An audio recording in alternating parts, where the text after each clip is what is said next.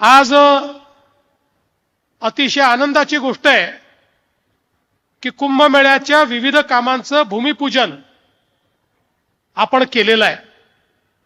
खरं म्हणजे यावेळेचा कुंभ विशेष आहे, कारण 75 वर्षानंतर त्रिखंड योग हा जुळून आलाय आणि ज्या लोकांना यात समजतं त्या जाणकारांनी मला सांगितलं की गुरु सिंह राशीत येणार, वक्री होणार आणि पुन्हा येणार, अशा प्रकारचा योग असल्यामुळे हे कुंभाचं पर्व 28 महिने चालणार आहे।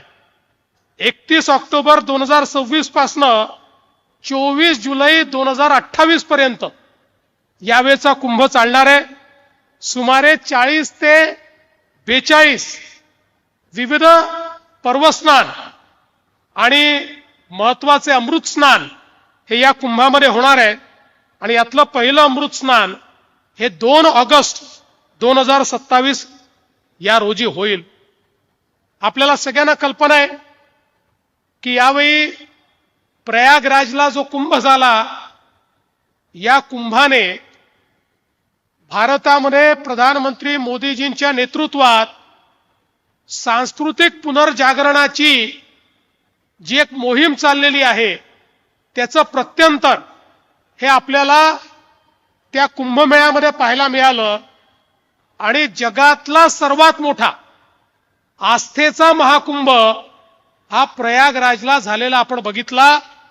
देशाच्या कानाकोपऱ्यातून भाविक हे त्या ठिकाणी गेले आणि त्या ठिकाणी गंगेमध्ये त्यांनी स्नान केलं।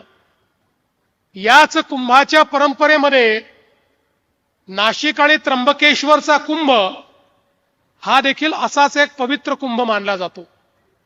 मोठ्या प्रमाणात या कुंभामध्येही गोदावरीमध्ये त्या ठिकाणी स्नान करण्याकरता, डुबकी घेण्याकरता, अर्घ्य देण्याकरता खूप मोठ्या प्रमाणात भाविक हे येत असतात।